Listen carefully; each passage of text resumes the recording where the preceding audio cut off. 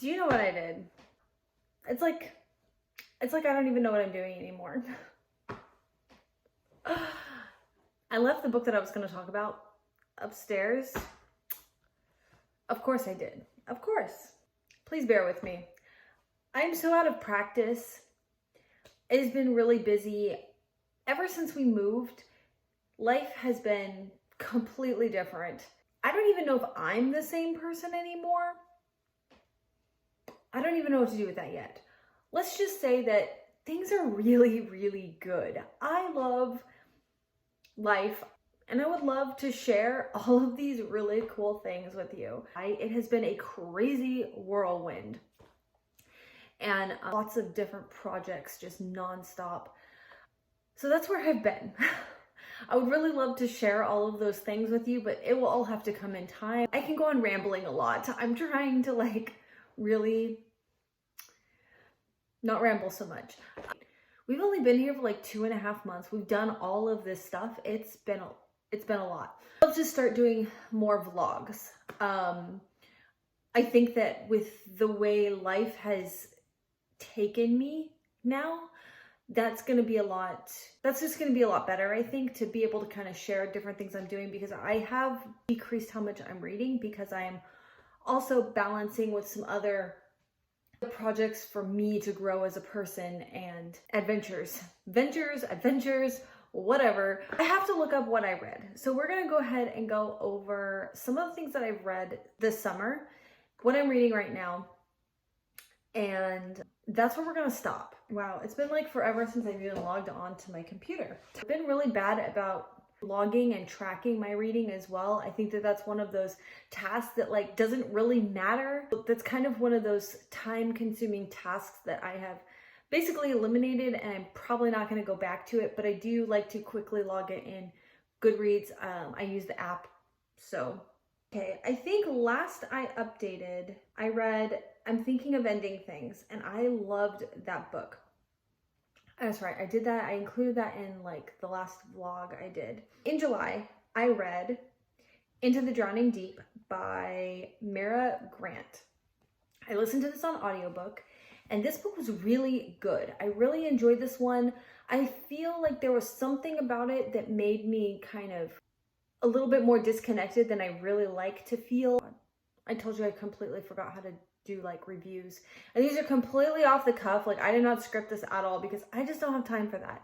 Drowning Deep about mermaids. It's a mermaid story, but they're scary murder mermaids. I like the spin that they went with it.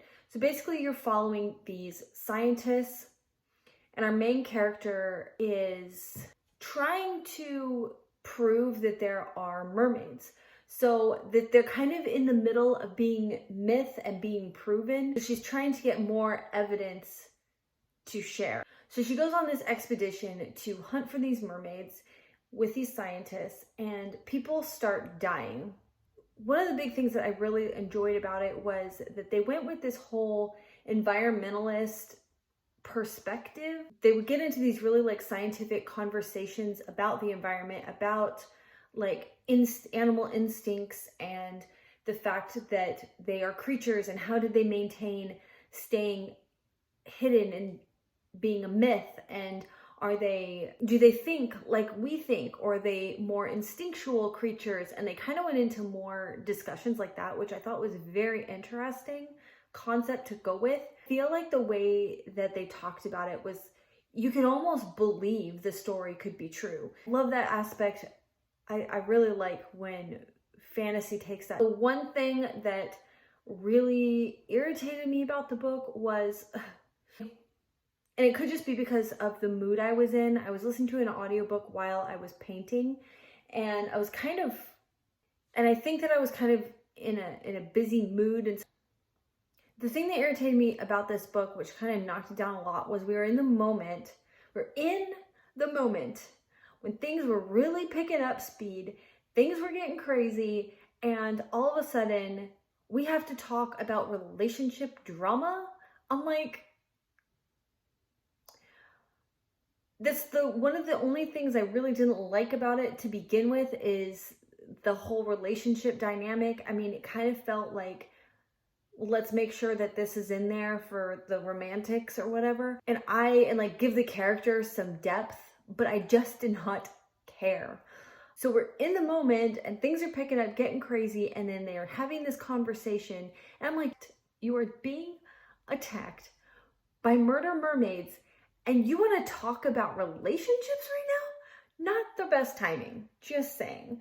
So that really kind of just pulled me out of the mood.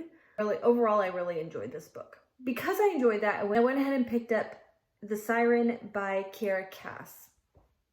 Kiera Cass is also the one who wrote the Selection series, which I really liked.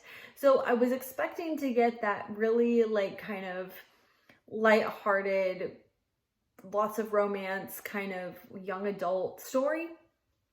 But I was really surprised by The Siren. Honestly, it gives me a lot of Addie LaRue vibes. The Siren is obviously also about mermaids.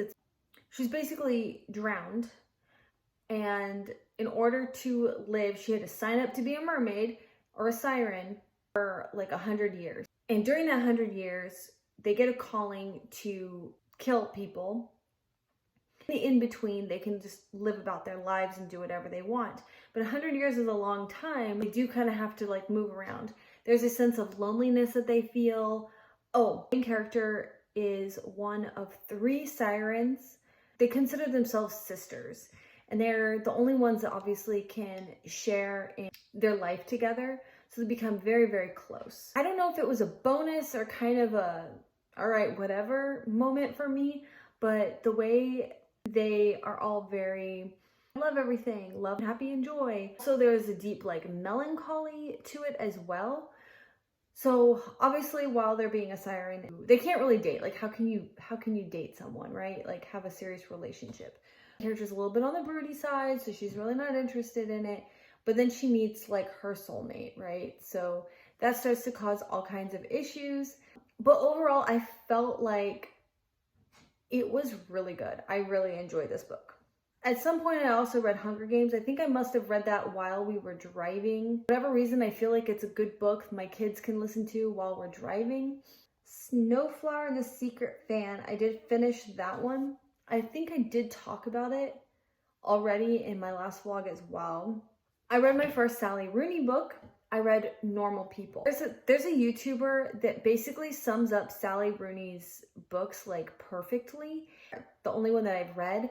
So if they're all like this, I'm not sure I'm going to be returning reader to her books. I am glad I finally read one of her books, and I can appreciate it to a point. Otherwise, I don't get it. Normal People is, in a nutshell, these 2 people who meet in high school and they can't stay away from each other. They're like fuck buddies on and off forever. Who is she dating now? Who is he dating now? Then they're returning to each other. Not usually my cup of tea, but there is something about it that kept me returning back. I can't tell you why. So there was that.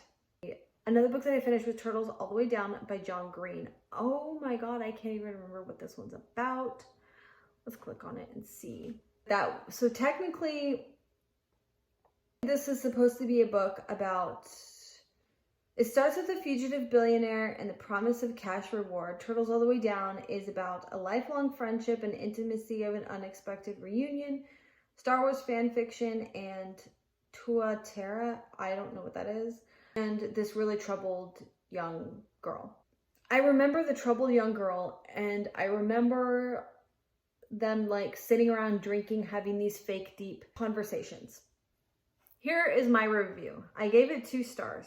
If I hadn't been idly listening to the audiobook while working on my computer, I don't think that I would have made it through the pages of this book. It's just not my kind of book. Another book by this author follows dramatic episodes. Characters are more annoying than they're not. I think I still have another John Green book, Paper Towns, and I still want to read that one, and that's probably going to be my last book. I'm expecting it's going to be a lot of the same. I also finished reading The Great Gatsby by F. Scott Fitzgerald. I don't think that I need to explain this one. 1920s, rich guy falls in love with a girl. Very good. I'll be honest, technically this is the second time I've read it. I read it both times on audiobook just because I just did not have the time to sit and read. I do think I still want to read the physical book because I did start the physical book a long time ago. And I remember just being really entranced by Fitzgerald's writing. I really, really enjoyed it. The audiobook is, I do think there's something that is different when you're listening to it. It's like you're listening to someone tell a story, different than when you're reading the words and translating the words from your brain, because I think this is like the second time this has happened to me where I feel like I didn't really quite appreciate the language used in the author's writing as much as versus when I read it with my eyes or listened to it, which is kind of interesting. But and I don't also know if maybe it's because I'm already familiar with the story. I watched the movie rendition, but I kind of feel like this book is a little overhyped for what it is. Doesn't mean it's not a good book.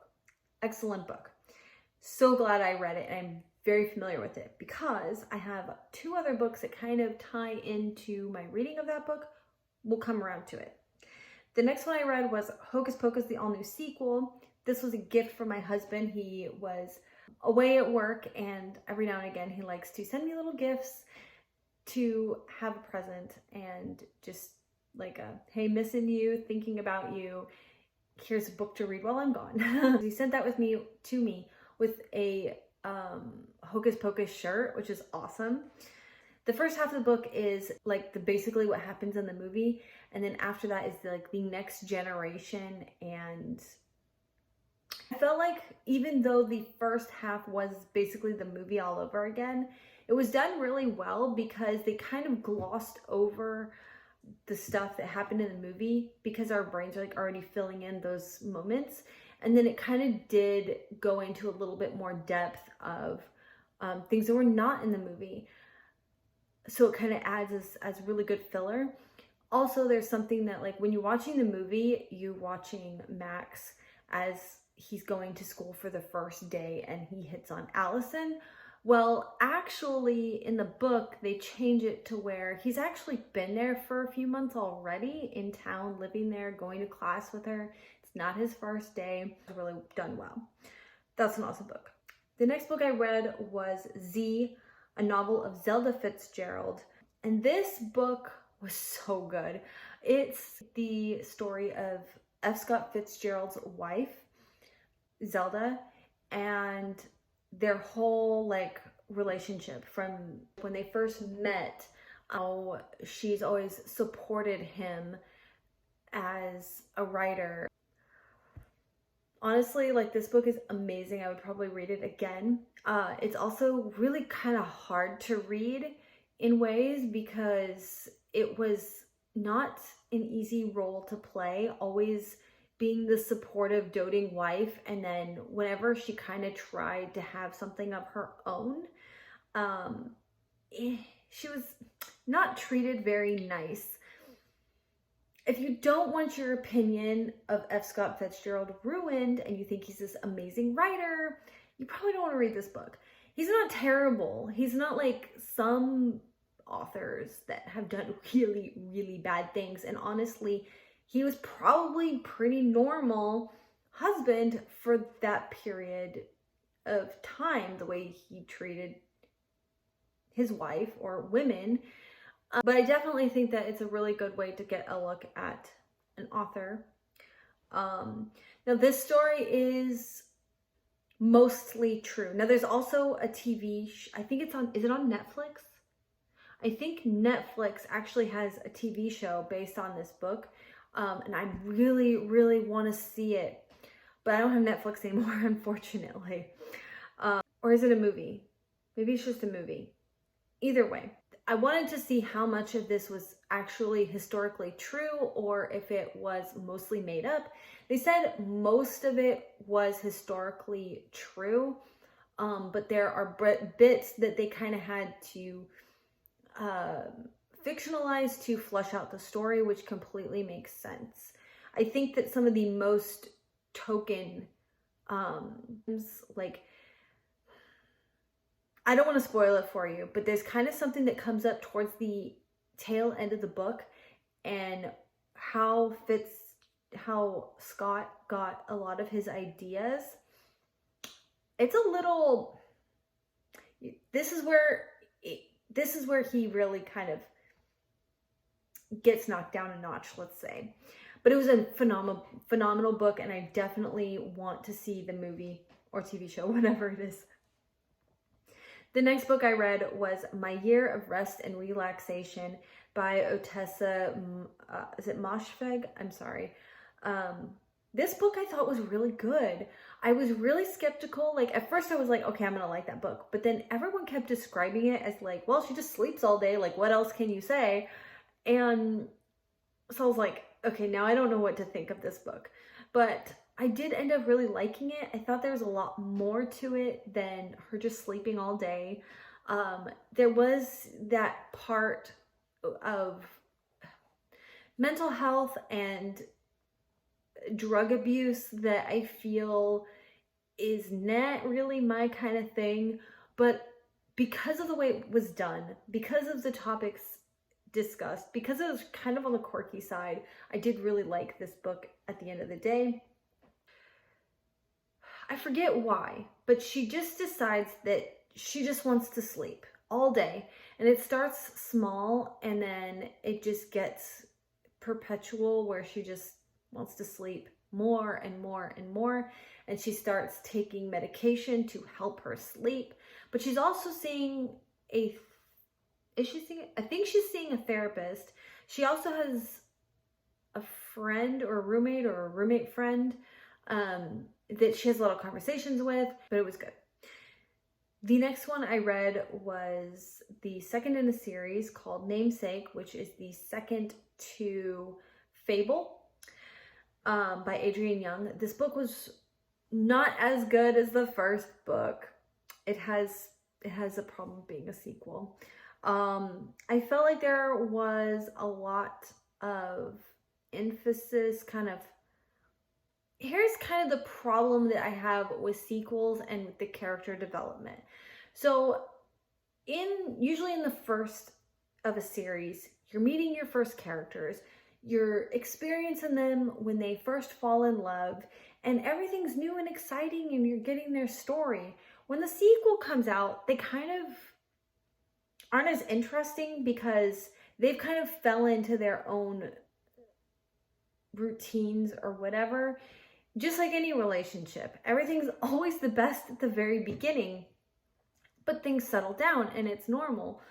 But if that's the way it is, then we need to have more of a plot.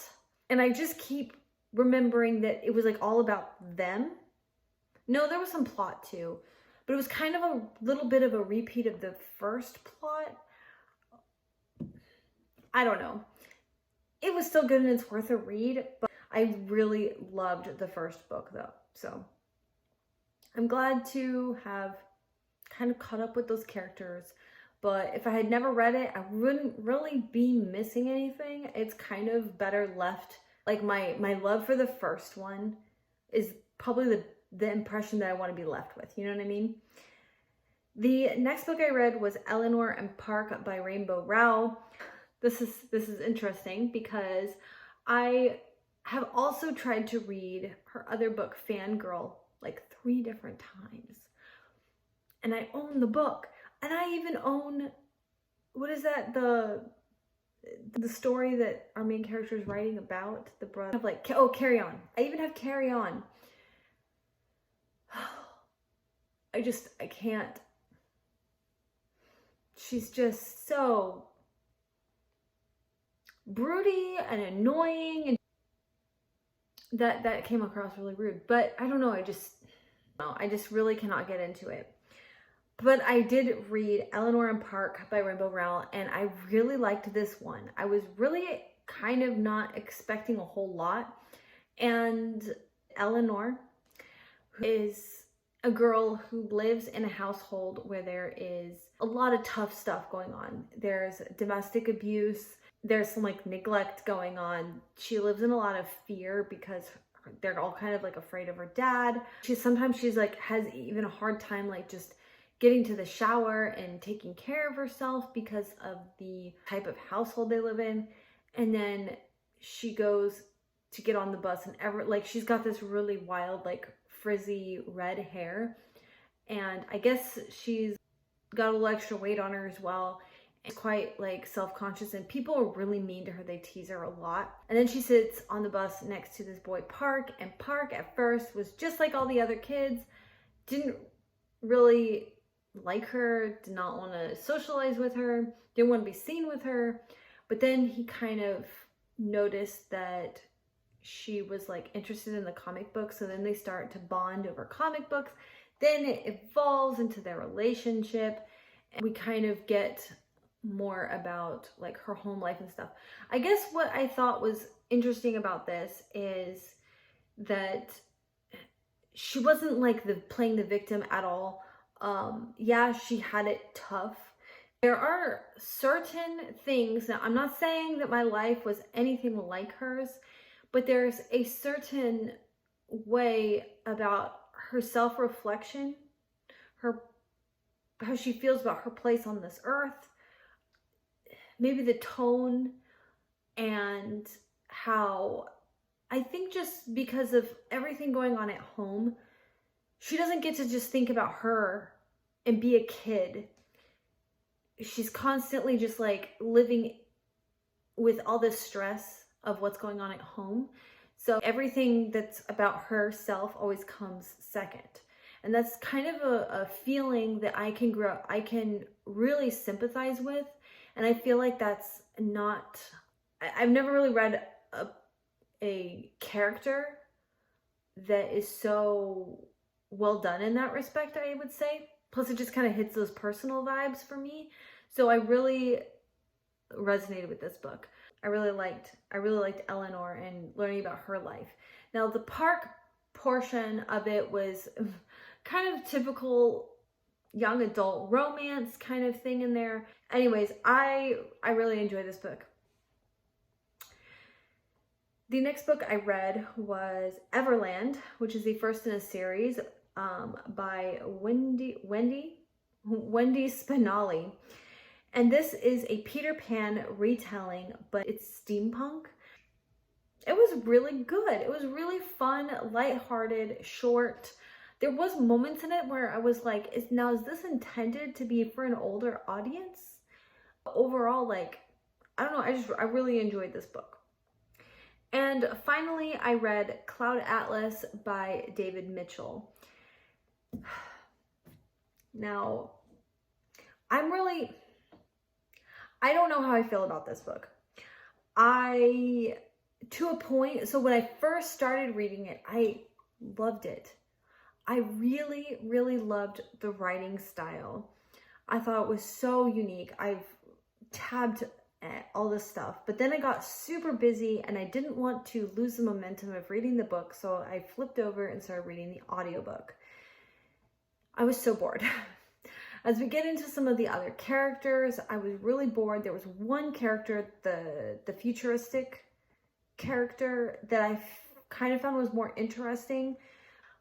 I'm feeling like this book is another one of those that I was dying to read because I felt like it was pretty hyped up on BookTube, and I'm just not picking up those vibes. Again, though, I think that I do, like, now that I kind of have the story in my head, I do kind of want to go back and reread the book with my own eyes, though, because then maybe I'll get something more out of it.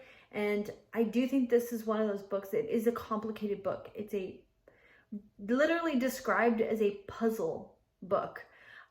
So I think that maybe physically reading it and being able to interact with the book and annotate the book will really help it sit with me a little bit differently.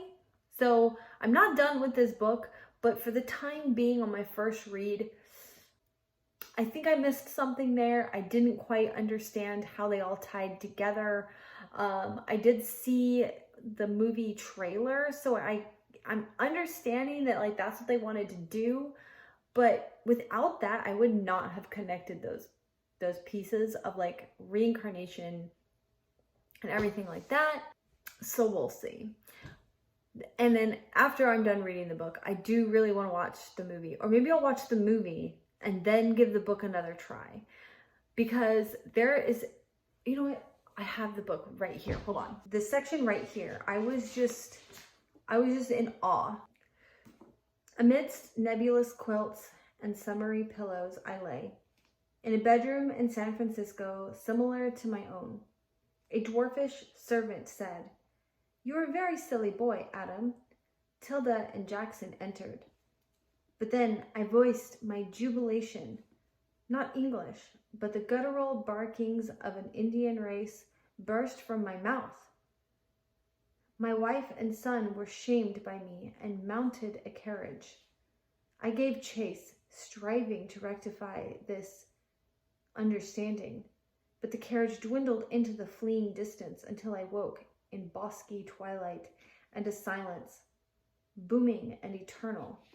My bruises, cuts, muscles, and extremities groaned like a courtroom of malcontent litigants. A mattress of moss and mulch laying down in that murky hollow since the second day of creation had preserved my life. Angels preserved my limbs. For if even a single arm or leg had been broken, I should be lying there still, unable to extricate myself. I just love the way he uses certain words like extricate and bosky and malcontent litigants. And the fact that we start the paragraph like so blissful and then we end with such darkness is is that the correct word? I'm not sure. Juxtaposition? Where it's like two opposites that come together?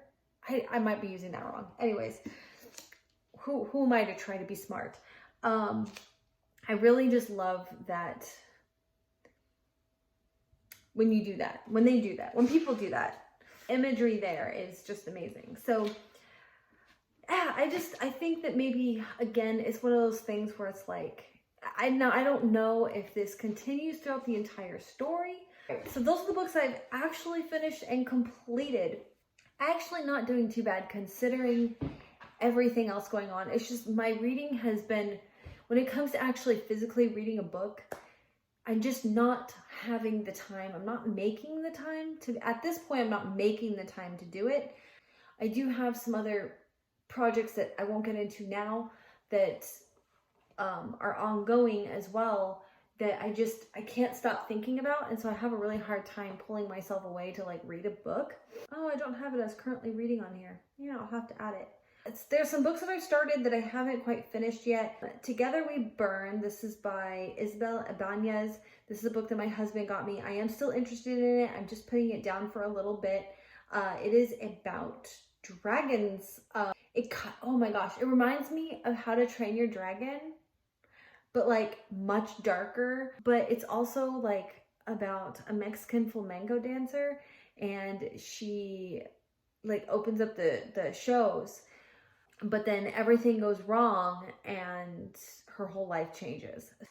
So yeah, so far so good. The writing is stunning. The imagery is beautiful. Another book I started was Strange the Dreamer.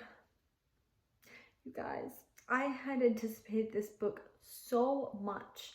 I had like savored it. I had been like saving it for the right time. Like that kind of anticipation for reading this book. Like it's a chunky book. It's just like, okay, I'm gonna wait for the perfect time. I'm really gonna enjoy this book and just like dive into it.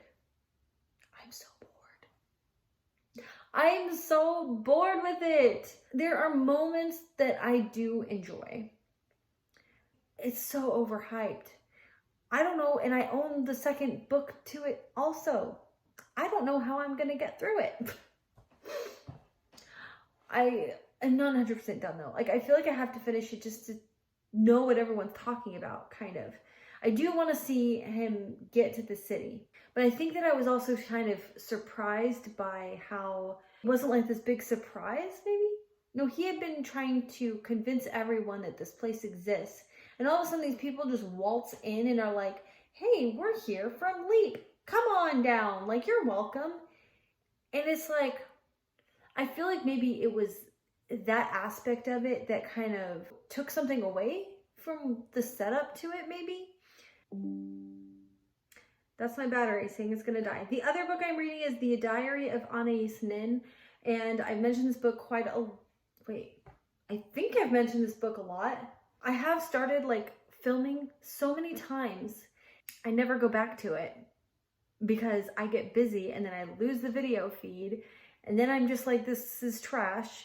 Like I said, I'm really out of practice. I was trying to like read that one like as if I would read any novel, but I'm thinking that it's one of those books that is much better in like small doses. So I've put it down for a little bit, and then I'm trying to just like read like a journal entry whenever I'm in the mood to pick it up. And I think that's a much better way to read that book too, in between like a novel, a narrative that tells a story, because as much as I love Anais Nin's writing and how much I'm enjoying learning about Henry Miller and June and authors that she admires and things that she's doing, she has this way of overthinking everything, overanalyzing everything, that becomes a little tiresome.